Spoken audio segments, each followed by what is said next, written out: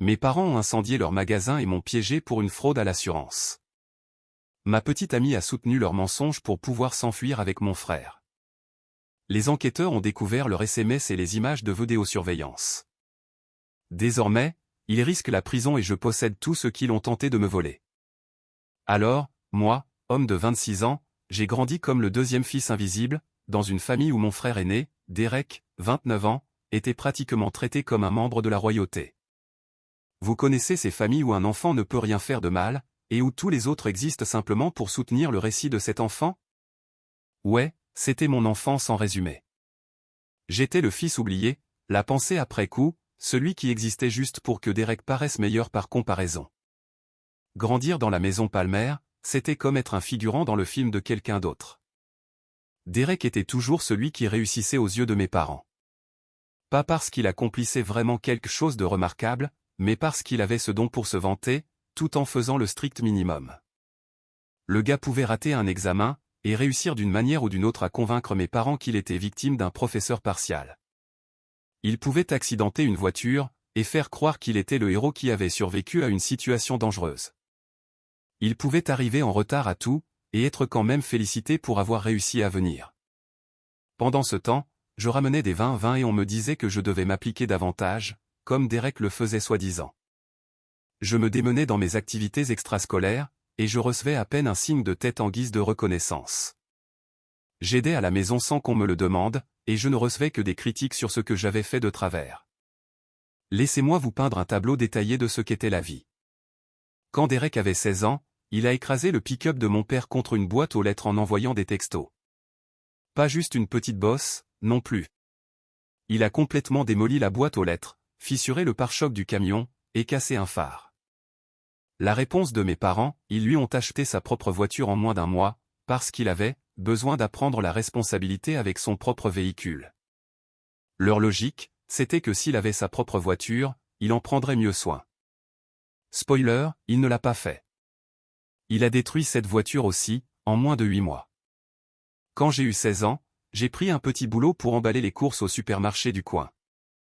Je travaillais tous les week-ends, et 3 soirs par semaine pendant l'année scolaire.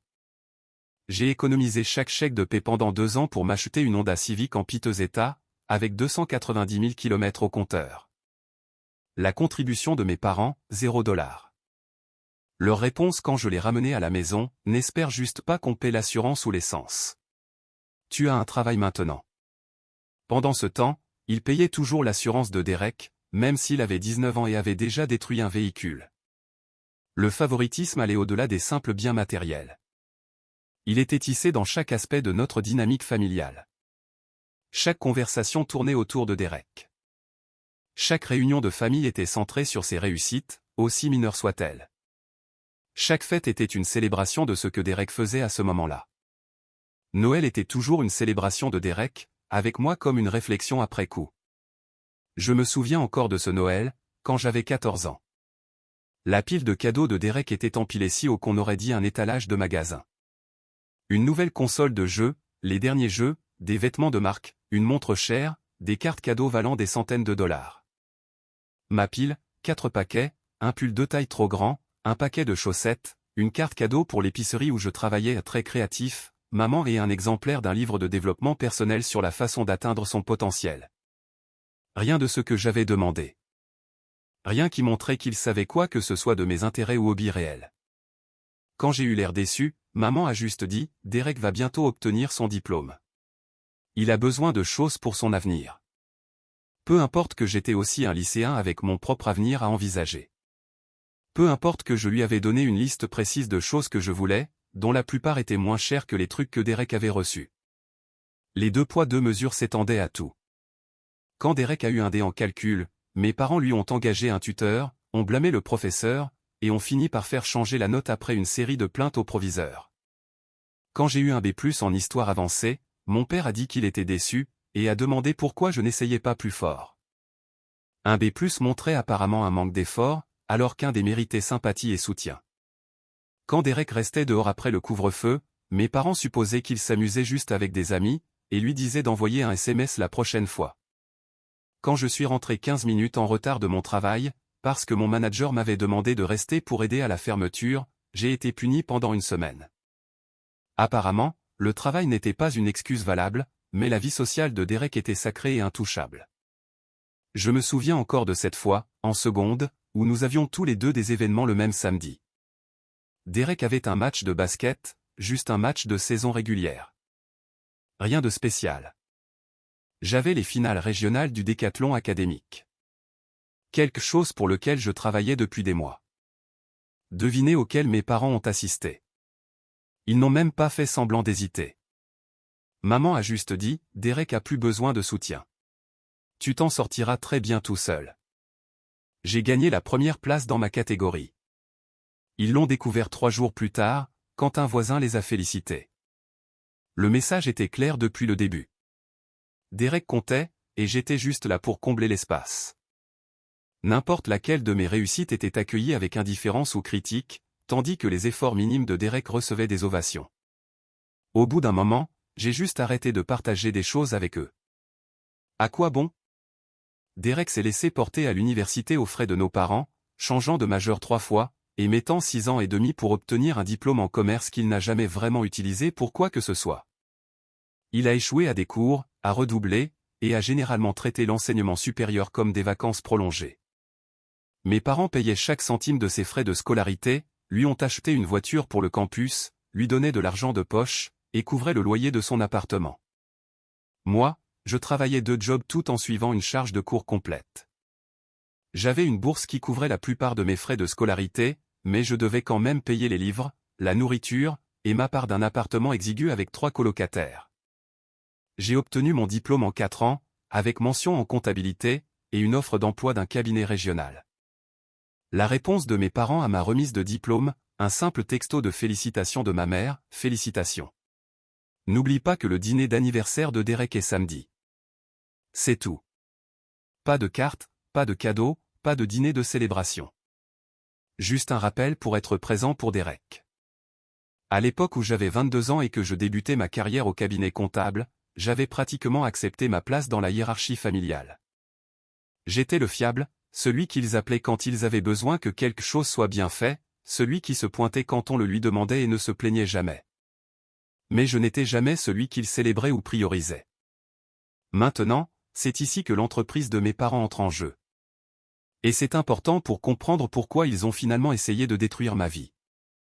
Il y a environ 15 ans, mon père a ouvert Palmer & Hardware & Home Supply, une quincaillerie de taille moyenne dans notre ville.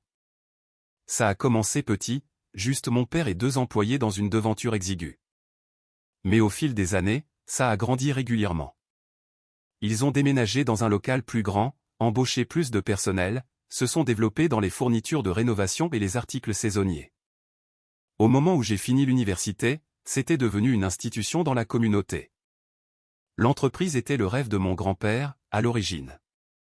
Grand-père Palmer avait travaillé dans la construction toute sa vie, et avait toujours voulu ouvrir une quincaillerie où les travailleurs pourraient obtenir des outils de qualité et des conseils honnêtes. Quand il est décédé, il a laissé à mon père assez d'argent pour enfin réaliser ce rêve. Papa l'a nommé Palmer & Hardware en l'honneur de grand-père. Mes parents ne m'ont jamais vraiment impliqué dans l'affaire, malgré mes qualifications évidentes. Derek était toujours leur successeur choisi, même s'il ne montrait aucun intérêt à travailler réellement. Il avait un titre vague comme « consultant en opération », ce qui signifiait en gros qu'il venait quand il en avait envie, faisait de grandes déclarations sur des choses qu'il ne comprenait pas, et touchait un salaire pour ne rien faire de substantiel. J'ai proposé de les aider avec leur comptabilité plusieurs fois au fil des ans. J'étais littéralement un comptable avec une expertise dans les finances des petites entreprises. Je pouvais examiner leur système, optimiser leur situation fiscale, les aider avec le budget et les prévisions, et identifier les problèmes avant qu'ils ne deviennent des désastres. Mais mon père me repoussait toujours avec un « on gère, ne t'inquiète pas » ou « Derek s'occupe de ce côté-là ». Une fois, je me suis réellement assis et j'ai montré à mon père une analyse basique des flux de trésorerie, que j'avais préparée à partir d'informations publiquement disponibles sur le magasin. J'ai souligné certaines tendances inquiétantes, suggéré quelques changements qui pourraient améliorer leur marge. Il l'a regardé pendant peut-être 30 secondes, a dit « intéressant », et a ensuite changé de sujet pour parler de quelque chose que Derek faisait. Il n'en a plus jamais parlé.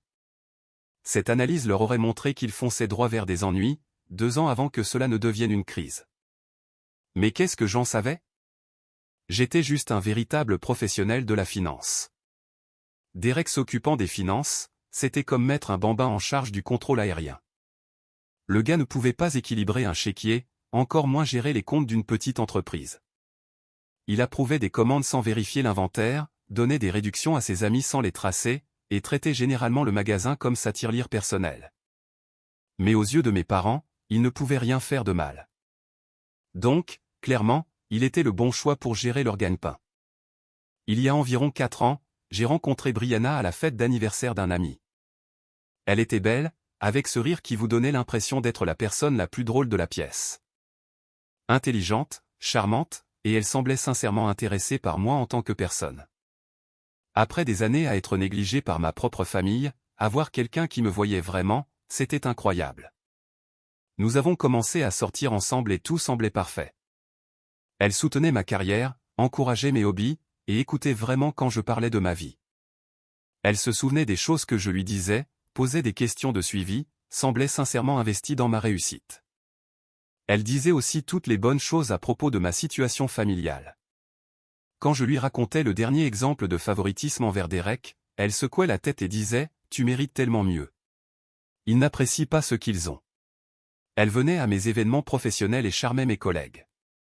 Elle organisait des rendez-vous attentionnés, et me surprenait avec de petits cadeaux qui montraient qu'elle était attentive. Pour mon anniversaire, elle m'a organisé une vraie fête avec des amis, quelque chose que ma propre famille n'avait jamais pris la peine de faire. Je pensais avoir enfin trouvé quelqu'un qui me valorisait comme je méritais d'être valorisé. Avec le recul, maintenant, je réalise qu'elle rassemblait des informations tout ce temps. Chaque plainte que je faisais sur ma famille, chaque détail sur mes finances, chaque frustration que j'exprimais sur le fait d'être négligé, elle les classait pour plus tard. Elle construisait un profil de moi, de mes vulnérabilités, de ma relation avec ma famille. Elle savait exactement sur quel bouton appuyer, parce que je lui avais montré où étaient tous les boutons. Mais je ne voyais pas ça à l'époque. Nous avons emménagé ensemble après environ 1 an de relation. On a pris un bel appartement dans le bon quartier de la ville, on partageait les dépenses, on jouait au couple normal. J'étais sincèrement heureux pour la première fois depuis des années. Je commençais même à penser à la demander en mariage, regardant des bagues pendant mes pauses déjeuner, imaginant à quoi notre avenir pourrait ressembler ensemble. Brianna passait plus de temps avec ma famille depuis environ 1 an. Elle allait au dîner de famille, même quand je ne pouvais pas venir à cause des délais au travail. Elle rendait visite à ma mère pour le café, l'aidait avec les courses, construisait sa propre relation indépendamment de moi. Je trouvais ça mignon. Je pensais qu'elle essayait de combler le fossé entre moi et ma famille. Ce que je ne savais pas, c'est qu'elle construisait aussi un type de relation très différent avec Derek. Et ce n'était pas du genre belle-sœur-beau-frère. Environ 8 mois avant que tout n'explose, j'ai commencé à remarquer des choses bizarres. De petites incohérences qui ne collaient pas toutes seules, mais qui créaient un motif quand on les regardait ensemble. Brianna est devenue plus secrète avec son téléphone. Elle inclinait l'écran pour que je ne le voie pas pendant qu'elle envoyait des SMS, sortait de la pièce pour prendre des appels, et prétendait que c'était pour le travail, même le week-end, alors que son bureau était fermé. Elle a commencé à aller à la salle de sport à des heures bizarres, rentrant à 22 heures en prétendant avoir fait un cours de spinning, même si elle n'avait jamais montré d'intérêt pour le spinning auparavant. Ensuite, il y a eu les changements dans les interactions avec ma famille. Ma mère a commencé à inviter Brianna à des choses sans m'inclure. « Oh, tu travailles tard ? C'est bon. Brianna peut quand même venir dîner. » Derek s'intéressait soudainement beaucoup à notre relation, posant des questions pointues pour savoir comment ça allait, si nous étions heureux, ou si je la traitais assez bien. Le premier vrai signal d'alarme est arrivé il y a environ 6 mois. Une réunion client a été annulée à l'improviste un samedi après-midi, alors je me suis dit que j'allais surprendre Brianna. Elle m'avait dit qu'elle rendait visite à sa sœur, qui vivait à environ 2 heures de route. Mais sur un coup de tête, je me suis arrêté chez mes parents d'abord pour récupérer un outil que j'avais prêté à mon père des mois plus tôt. La voiture de Brianna était dans l'allée de mes parents. Quand je suis entré par la porte arrière comme je le faisais toujours, je les ai trouvés, elle et Derek, assis très proches l'un de l'autre sur le canapé du salon. Ils ont fait un bond en s'écartant quand ils m'ont vu. Ce sursaut de culpabilité que les gens ont quand ils sont pris en train de faire quelque chose de mal. « Qu'est-ce que tu fais là ?» a demandé Brianna. Et la façon dont elle l'a dit, c'était comme si c'était moi qui n'avais pas ma place ici. Elle aurait dû tout me dire. Elle a prétendu avoir changé ses plans à la dernière minute, et décidé de rendre visite à ma mère au lieu de conduire jusqu'à chez sa sœur. Derek a dit qu'il était juste là pour le déjeuner. Ma mère est apparue de la cuisine et les a soutenus avec ce sourire crispé qui n'atteignait pas ses yeux. Tout semblait faux, mais je n'arrivais pas tout à fait à mettre le doigt sur le pourquoi. Je voulais les croire. Je voulais désespérément les croire, en fait. L'alternative était trop douloureuse à envisager. Alors, j'ai ravalé mes soupçons et j'ai laissé couler. Grosse erreur. Énorme. Au cours des semaines suivantes, j'ai prêté une attention plus soutenue à tout. Les rentrées tardives sont devenues plus fréquentes. Les textos secrets ont continué. La façon dont Brianna se tendait dès que le nom de Derek apparaissait dans la conversation. J'ai commencé à assembler les pièces d'un tableau que je ne voulais vraiment pas voir. Puis, un jeudi soir, il y a environ 4 mois, j'ai fait quelque chose dont je ne suis pas fier. Brianna avait laissé son téléphone déverrouillé sur la table de nuit pendant qu'elle était sous la douche. Et après des semaines de suspicion croissante, j'ai finalement regardé. Ce que j'ai trouvé a fait tomber mon estomac dans mes talons. Des mois de SMS entre elle et Derek, des textos romantiques, explicites, des plans pour leur avenir ensemble une fois qu'ils auraient réglé les choses avec moi. Des déclarations d'amour, des blagues privées, des discussions sur leur impatience d'être ensemble ouvertement. Mais pire que l'infidélité, c'était ce que j'ai trouvé d'autre. Des conversations avec mes parents sur une sorte de plan impliquant le magasin. Des messages comme « Une fois que l'assurance aura payé, on aura assez pour prendre un nouveau départ. » Et « Il ne se doutera de rien. Il est trop confiant. » Et « Ça résoudra tous nos problèmes. » J'ai fait des captures d'écran de tout, je les ai envoyées sur mon adresse mail personnelle, puis j'ai supprimé l'email de mon dossier, envoyé, et j'ai remis le téléphone exactement là où je l'avais trouvé, écran vers le bas, juste comme elle l'avait laissé.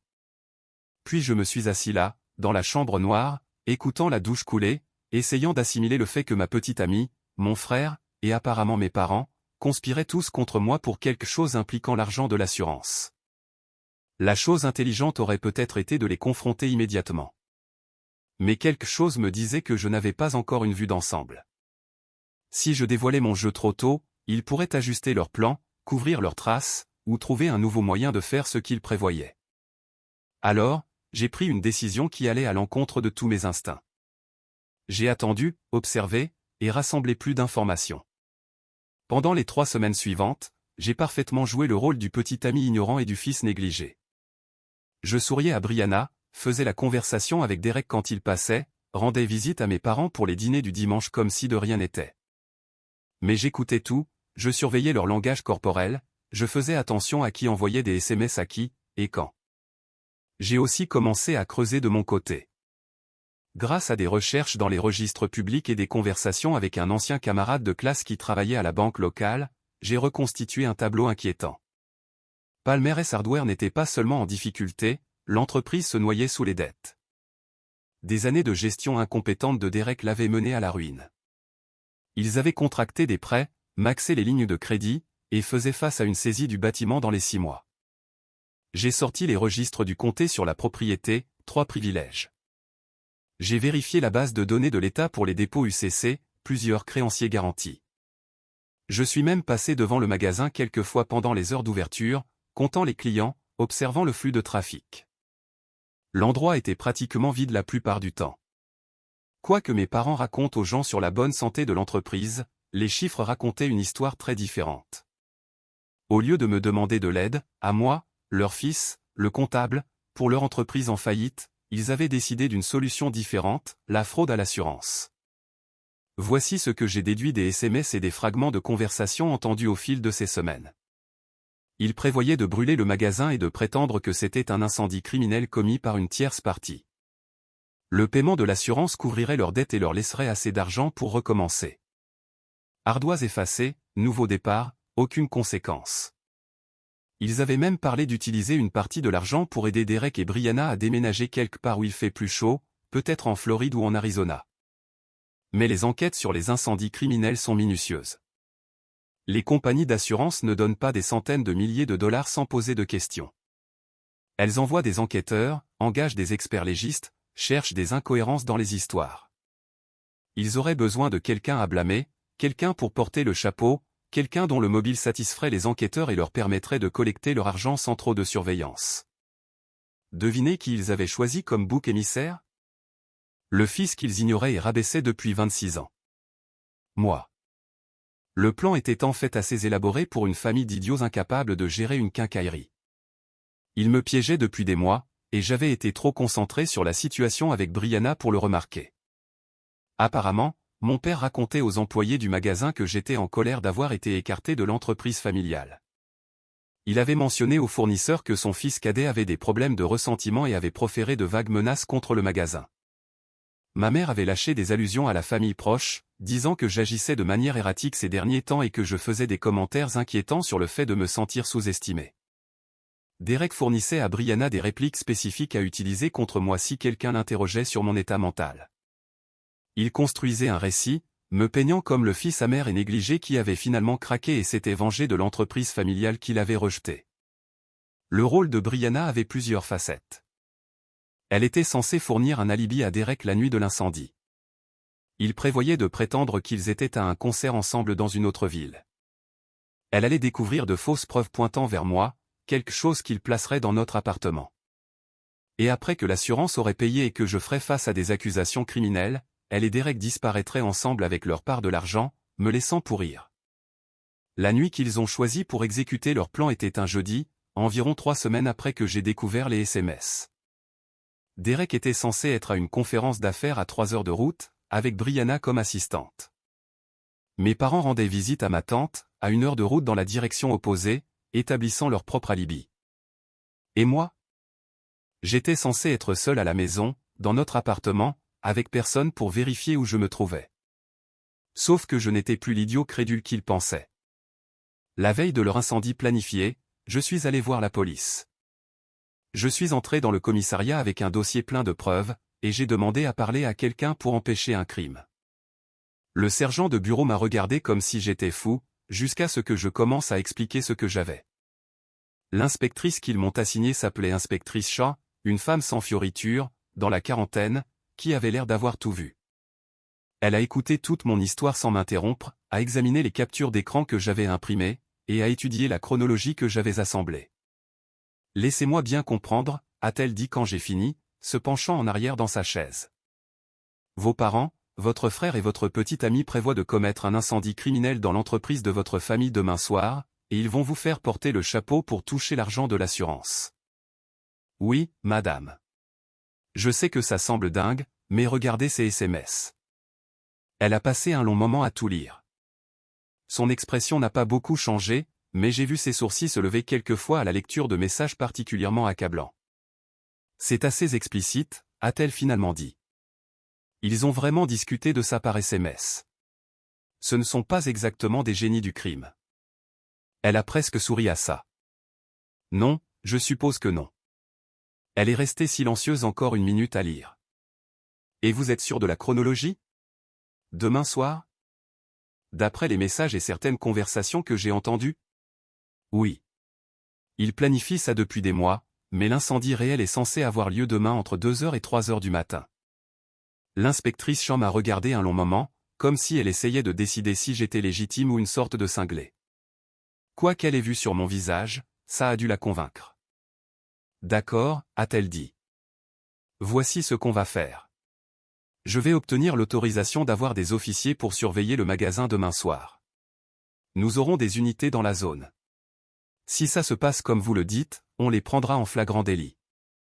Cette nuit-là, je suis allé dans un hôtel en centre-ville, j'ai payé la chambre en liquide pour qu'il n'y ait pas de traces de carte de crédit. Je ne prenais aucun risque avec ma localisation. La chambre avait une télé, un lit, et une fenêtre donnant sur la ville. Je suis resté assis là à regarder des émissions de fin de soirée sans vraiment les voir, attendant que mon téléphone sonne, espérant avoir raison et espérant aussi avoir tort. À 2h47 du matin, mon téléphone a sonné. Monsieur Palmer, la voix de l'inspectrice Shaw était tendue par une excitation contrôlée. Vous aviez raison. On les a eus. Le soulagement qui m'a envahi était physique. Mes mains tremblaient tellement que j'ai failli laisser tomber le téléphone. Elle m'a expliqué ce qui s'était passé. Derek et un autre homme, un de ses amis, s'étaient présentés au magasin vers 2h15 avec des bidons d'accélérant. Ils avaient désactivé ce qu'ils pensaient être la seule caméra de sécurité, et avaient déclenché l'incendie dans l'arrière-boutique. Ce qu'ils ne savaient pas, c'est que des officiers observaient depuis des véhicules banalisés à proximité. Les flics sont intervenus dès qu'ils ont vu les flammes, et les pompiers sont arrivés en quelques minutes. Le feu a été contenu à l'arrière-boutique et à une partie du bureau avant de pouvoir se propager à la surface de vente principale. Ils ont arrêté Derek et son pote sur les lieux, pris la main dans le sac avec de l'accélérant sur leurs vêtements et des briquets dans leurs poches. Le bâtiment était endommagé, mais pas détruit. Les enquêteurs de l'assurance détermineraient plus tard que l'incendie était définitivement criminel, et les images de sécurité montraient clairement qui était responsable. Il y a plus, a continué l'inspectrice Shaw. Nous avons aussi amené vos parents pour interrogatoire. Ils étaient chez votre tante comme vous l'aviez dit. Mais quand nous les avons contactés au sujet de l'arrestation, la réaction de votre père a été révélatrice. Il a immédiatement commencé à trouver des excuses pour votre frère avant même qu'on lui dise quelles étaient les charges. Et il y a une femme ici qui prétend être votre petite amie, qui attendait dans une voiture à environ 2 pâtés de maison du magasin. Elle demande un avocat. Brianna, bien sûr. Elle était là. Elle ne pouvait même pas laisser Derek commettre un crime sans être à proximité pour le soutien moral. Les heures suivantes ont été floues. Je suis allé au commissariat, j'ai fait une déposition formelle, fourni toutes mes preuves officiellement. J'ai regardé à travers une vitre les gens en qui j'avais le plus confiance au monde être traités un par un. Mon père me notait, semblant plus petit que je ne l'avais jamais vu. Ma mère pleurant et prétendant qu'elle ne savait rien, son maquillage coulant sur son visage. Derek ayant l'air stupéfait, comme s'il ne pouvait pas croire que ça lui arrivait vraiment, l'enfant roi qui n'avait jamais affronté de conséquences de sa vie. Brianna, le mascara strié, demandant à parler à un responsable, essayant encore de manipuler pour se sortir de la situation. Mon père a essayé de m'apercevoir à travers la vitre à un moment donné. Quand nos yeux se sont croisés, il a commencé à crier quelque chose, mais je ne pouvais pas entendre à travers le verre. Je n'avais pas besoin de l'entendre. Quelle que soit l'excuse ou la supplication qu'il faisait, je ne voulais pas savoir. Mes parents ont d'abord essayé de jouer les parents inquiets pendant leurs interrogatoires. Ils ont prétendu qu'ils n'avaient aucune idée de ce que Derek prévoyait, qu'ils étaient tout aussi choqués que n'importe qui, qu'il devait y avoir un malentendu. Ça a duré environ 10 minutes, jusqu'à ce que les enquêteurs leur montrent les SMS que j'avais fournis. Ceux où ma mère discutait du calendrier du plan en détail. Ceux où mon père calculait exactement combien l'assurance paierait. Ceux où il parlait du fait que je ne verrais jamais rien venir. Mon père a carrément regardé la caméra pendant son interrogatoire et a dit que je n'allais jamais rien faire de ma vie de toute façon. Au moins de cette façon, il servirait un but. L'inspectrice Shaw m'a montré ce clip plus tard. Elle a dit qu'elle avait vu beaucoup de parents terribles dans sa carrière, mais que celui-là l'avait marqué. Les preuves contre tous étaient accablantes. Et voici la partie magnifique. La chose qui a vraiment scellé leur sort. Mes parents ont fait une erreur critique dans leur plan de génie. Ils ont oublié les caméras de sécurité du magasin. Quelques années auparavant, quand ils ont mis à niveau le système de sécurité, ils pensaient l'avoir réglé pour n'enregistrer qu'en local. Suppression après 30 jours. Pas de sauvegarde cloud. Bien privé. Mais ils avaient foiré la configuration. Le système téléchargeait silencieusement tout sur un serveur cloud depuis le début. Chaque enregistrement était automatiquement sauvegardé, stocké pendant 2 ans. Chaque conversation qu'ils avaient dans l'arrière-bureau pour planifier cette combine était enregistrée. Chaque fois que Derek et Brianna se rencontraient au magasin pour coordonner les détails, c'était capturé en vidéo. Chaque morceau de leur conspiration, documenté, et automatiquement téléchargé sur un serveur dont ils ignoraient l'existence. Les enquêteurs ont trouvé des mois d'images. Mes parents blottis dans l'arrière-bureau, dessinant littéralement des diagrammes sur la façon de faire ressembler le feu à un incendie criminel commis par moi. Les rencontres romantiques de Derek et Brianna dans l'arrière-boutique entre les sessions de planification. Mon père répétant ce qu'il dirait aux experts en assurance. Ma mère recherchant des signes d'incendie criminel sur l'ordinateur du bureau, probablement pour qu'ils puissent éviter de laisser ces signes. C'était comme s'ils avaient filmé leur propre documentaire True Crime et l'avaient ensuite remis au procureur. En plus des preuves vidéo, il y avait les SMS, les emails, et les relevés bancaires montrant des transferts d'argent entre tous alors qu'ils préparaient leur nouvelle vie. Il y avait des recherches web sur l'ordinateur de mon père sur le fonctionnement des enquêtes pour fraude à l'assurance, les méthodes de détection d'incendies criminels, et les signes d'utilisation d'accélérants. Ils avaient littéralement créé une trace numérique de leur propre crime. Le dossier était si solide que le procureur a dit que c'était l'un des cas de conspiration les plus clairs qu'il ait vu en 20 ans de métier. Ils ont documenté leur propre crime, m'a-t-il dit lors d'une de nos réunions. À chaque étape, c'est comme s'ils voulaient se faire prendre. Les charges étaient lourdes et sérieuses. Pour mes parents, incendie criminel au premier degré, fraude à l'assurance, conspiration pour commettre un crime, et fausse déclaration. Ils avaient déjà commencé la paperasse pour m'accuser avant de se faire prendre. Pour Derek, tout ce qui précède, plus obstruction à la justice pour avoir essayé d'effacer les SMS de son téléphone quand il a vu la police approcher. Pour Brianna, conspiration, complicité d'incendie criminel, et fraude. Le processus judiciaire a pris environ 10 mois, de l'arrestation à la condamnation. Pendant ce temps, j'ai déménagé de l'appartement que Brianna et moi partagions, j'ai trouvé un petit 2 pièces à l'autre bout de la ville, et je me suis jeté dans le travail. Les procès criminels ont eu lieu en février. J'étais là tous les jours, assis dans la galerie, regardant les gens qui m'avaient trahi faire face aux conséquences pour la première fois de leur vie privilégiée. La salle d'audience est devenue presque une routine après les premiers jours. Même siège, même huissier, même sténographe, différents témoins, différentes preuves, mais la même preuve accablante de ce qu'ils avaient fait. Mon père a essayé de garder sa dignité tout au long des procédures, portant des costumes, se tenant droit, agissant comme si tout cela n'était qu'un malentendu qui serait éclairci par des gens raisonnables. Il avait ce regard sur le visage, comme s'il s'attendait encore à ce que quelqu'un intervienne et arrange tout pour lui. Comme les choses s'étaient toujours arrangées avant. Cette façade s'est fissurée brutalement quand le procureur a diffusé les images de sécurité où il expliquait à Derek exactement comment ils allaient me faire paraître coupable. Dans la vidéo, mon père riait. Il riait vraiment en expliquant comment mes années passées à être négligé feraient de moi un suspect crédible.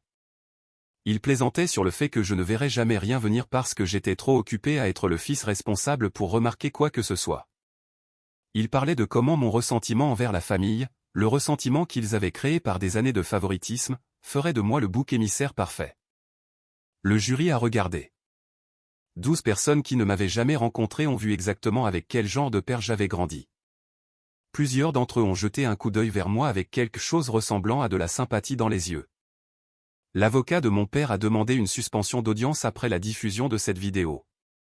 Mon père avait l'air d'avoir envie de vomir.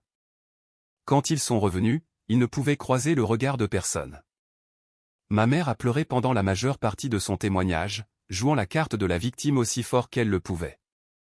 Elle a prétendu que mon père lui avait mis la pression, qu'elle essayait juste de sauver l'entreprise familiale, qu'elle n'avait jamais voulu me faire de mal, qu'elle ne comprenait pas toute l'étendue de ce qu'il prévoyait. Elle a même dit à un moment donné qu'elle avait toujours aimé ses 2 fils de manière égale. Plusieurs personnes dans la galerie se sont auditivement moquées à ce moment-là. Le procureur l'a détruite lors du contre-interrogatoire. Il a montré des SMS où elle suggérait des moyens spécifiques de placer des preuves dans mon appartement. Il a montré des messages où elle coachait Brianna sur ce qu'il fallait dire exactement à la police. Il a montré une vidéo d'elle cherchant comment faire ressembler le feu à un incendie criminel amateur, le genre qu'un fils en colère pourrait commettre. Il a montré son historique de recherche web, comment manipuler quelqu'un, faire passer quelqu'un pour instable, signe de dépression nerveuse. Les pleurs se sont arrêtés après ça. Elle avait juste l'air vaincue. Son avocat n'a même pas essayé de réinterroger. Derek a jeté tout le monde sous le bus lors de son propre procès. Sa stratégie de défense était essentiellement « je suis trop stupide pour avoir planifié ça moi-même ». Ce qui, c'est un bon point, mais c'était quand même lui qui s'était pointé au magasin avec de l'essence et des allumettes à 2 heures du matin. Le jury n'a pas cru à l'acte de l'idiot, surtout après avoir vu les SMS où il se vantait auprès de Brianna de la façon dont il serait enfin débarrassé de son « loser de frère » une fois que le plan aurait fonctionné. Le procès de Brianna était séparé. Sa défense était qu'elle avait été manipulée par Derek, qu'elle était victime de coercition romantique. Ça aurait pu marcher s'il n'y avait pas eu de preuves vidéo d'elle participant activement aux réunions de planification, initiant des conversations sur des détails spécifiques du complot, et étant généralement tout aussi coupable que les autres. Elle a été reconnue coupable de tous les chefs d'accusation. Le verdict a été satisfaisant. Mon père a pris 8 ans de prison d'État. Ma mère a pris 6 ans. Derek a pris 7 ans, plus 5 ans de mise à l'épreuve après sa libération. Brianna a pris 4 ans. Quand le juge a lu la sentence de mon père, j'ai regardé son visage devenir complètement blanc. Il m'a regardé depuis la table des accusés avec des yeux désespérés et a mimé sur ses lèvres « Je suis désolé ». Je l'ai regardé en retour sans expression, et j'ai lentement secoué la tête. Pendant que l'affaire criminelle était en cours, j'ai fait quelque chose que mes parents n'avaient jamais prévu. Je les ai poursuivis en justice. Avec l'aide d'un avocat civil nommé Tom Patterson, j'ai intenté un procès pour préjudice moral intentionnel, conspiration pour me priver de liberté, et diffamation. Mes parents avaient passé des mois à dire aux gens que j'étais instable, que j'avais proféré des menaces contre l'entreprise familiale, tout ça pour mettre en place leur coup monté. Ces mensonges s'étaient répandus dans notre communauté, avaient nui à ma réputation, et auraient pu détruire ma carrière si les choses s'étaient passées différemment. Tom m'a guidé à travers chaque élément de l'affaire. La réclamation pour préjudice moral était évidente, étant donné que ma propre famille avait conspiré pour m'envoyer en prison. L'accusation de conspiration était documentée dans des milliers de SMS. Et la diffamation. Nous avions des témoins qui avaient entendu mes parents répandre des mensonges sur mon état mental, des fournisseurs à qui on avait dit que j'étais dangereux, des employés qui avaient été avertis de se méfier de moi. Le procès civil visait aussi directement l'entreprise familiale. Quand mes parents ont lancé Palmer & Hardware il y a 15 ans, mon grand-père avait investi le capital de départ. Dans le cadre de cet investissement, il y avait une clause dans l'accord de partenariat original. Si un partenaire était reconnu coupable d'un crime impliquant une fraude contre l'entreprise, ses parts seraient automatiquement confisquées. Mon grand-père avait insisté sur cette clause. Il avait vu trop d'entreprises familiales détruites par la cupidité ou la stupidité d'un membre, et il voulait qu'une protection soit intégrée. Mes parents s'en étaient plaints à l'époque, apparemment, mais avaient fini par accepter parce qu'ils avaient besoin de son argent. Ils n'avaient jamais pris la peine de supprimer cette clause quand grand-père est décédé. Ils avaient probablement même oublié qu'elle existait, enterrée dans des documents juridiques qu'ils ne lisaient jamais. Mais leur condamnation pour tentative de fraude envers la compagnie d'assurance l'a déclenchée. Et comme j'étais l'héritier survivant de grand-père de cette lignée de la famille, et qu'il m'avait inclus dans les documents de partenariat originaux comme bénéficiaire conditionnel, j'avais un droit de réclamation sur ces parts confisquées. Grand-père avait spécifiquement ajouté cette disposition, selon son vieil avocat que j'ai retrouvé. Il avait dit à l'avocat qu'il voulait s'assurer que « le bon » soit protégé si jamais quelque chose arrivait. Tom a absolument adoré cette affaire. Ils t'ont littéralement donné l'arme juridique pour tout leur prendre. Il a dit « ton grand-père a vu qui ils étaient vraiment, et il a prévu le coup. » C'est une justice poétique. L'affaire civile s'est conclue environ 2 mois après les condamnations pénales. Avec mes parents face à la prison et leurs actifs gelés, ils ne pouvaient pas monter une grande défense. Le jugement a été entièrement en ma faveur. Entre la clause de partenariat et les dommages-intérêts civils, je me suis retrouvé avec la pleine propriété de Palmer & Hardware & Home Supply. L'entreprise même que mes parents avaient essayé de brûler pour me piéger m'appartenait désormais entièrement. Quand leur avocat a appelé pour discuter des détails du règlement final, mon père a apparemment pris le téléphone pour faire une dernière supplique. « C'est ton héritage familial », a-t-il dit. « Ton grand-père a lancé cette entreprise. Tu ne peux pas juste nous la prendre. » Grand-père aurait voulu que je l'aie, ai-je répondu. Vous avez essayé de me détruire. Je ne fais que vous rendre l'appareil. J'ai raccroché et je ne lui ai plus jamais parlé. Le magasin était en mauvais état après l'incendie et les années de gestion de Derek, mais il n'était pas irrécupérable.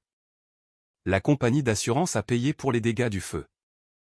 Assez ironiquement, puisque ce n'était plus ma famille qui déposait la réclamation, j'ai utilisé ces fonds, plus une partie de l'argent du jugement civil, pour faire une rénovation complète de la section endommagée. J'ai fait venir un consultant pour évaluer le côté commercial, puis j'ai commencé à faire des changements. D'abord, j'ai licencié tous ceux qui avaient été complices du plan de mes parents. Quelques employés savaient que quelque chose se tramait et avaient gardé le silence. Ils étaient partis en une semaine. J'ai gardé les travailleurs honnêtes qui avaient juste fait leur travail, je leur ai donné des augmentations, et j'ai promu une manager de longue date nommée Rita pour gérer les opérations quotidiennes. Ensuite, j'ai tout restructuré, renégocié les contrats fournisseurs, mis à jour le système de gestion des stocks, mis en place de véritables contrôles financiers et des rapports, le genre de pratique commerciale basique qui aurait dû être en place depuis des années. En 6 mois, Palmer & Hardware est passé d'une hémorragie d'argent à un profit modeste. En 1 an, nous nous portions réellement bien. J'ai embauché 3 nouveaux employés, élargi notre programme de location d'outils, et lancé un programme de fidélité pour les entrepreneurs qui a apporté une activité commerciale régulière. Le mois dernier, je l'ai officiellement renommé. Palmer & Hardware est maintenant Palmer & Son, avec une nouvelle enseigne devant. J'ai mis une photo de mon grand-père près de la caisse avec une petite plaque expliquant qu'il a fondé le rêve original. Il y a 2 semaines, j'ai reçu un appel de la prison d'État. Mon père voulait m'ajouter à sa liste de visiteurs approuvés. J'ai refusé. 1 semaine après ça, une lettre est arrivée de ma mère. 4 pages d'excuses et de promesses de « arranger les choses » quand elle sortirait. Je l'ai passé au destructeur de documents sans finir la première page. Derek a apparemment essayé de m'appeler depuis la prison du comté 3 fois avant son transfert à la prison d'État. J'ai bloqué le numéro après la première tentative. La mère de Brianna m'a contacté via Facebook, demandant si je pouvais trouver dans mon cœur la force de pardonner à sa fille. Je l'ai bloqué aussi. Mon oncle Pete, le frère de mon père, qui avait toujours été la brebis galeuse de la famille, est descendu me voir le mois dernier. Nous avons marché dans le magasin ensemble et il m'a raconté des histoires sur mon grand-père que je n'avais jamais entendues. Comment grand-père s'inquiétait toujours que mon père prenne des raccourcis.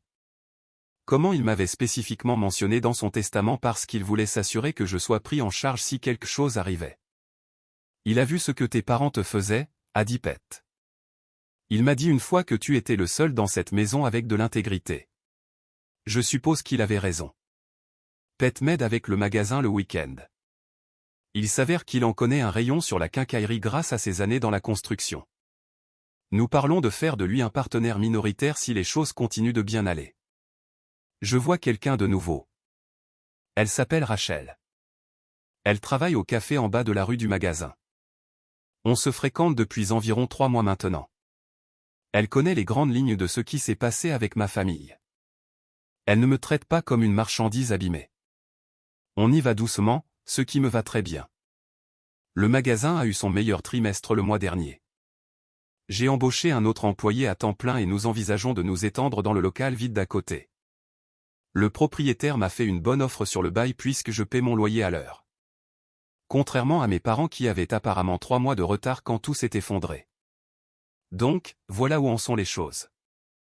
Reddit, mes parents sont en prison, mon frère est en prison, mon ex-petite amie est en prison. Je possède l'entreprise qu'ils ont essayé de brûler pour me piéger, et elle prospère réellement pour la première fois depuis des années. Si vous avez aimé cette vidéo, s'il vous plaît appuyez sur le bouton s'abonner. Ça aide vraiment la chaîne et nous aide à vous apporter plus et de meilleures histoires.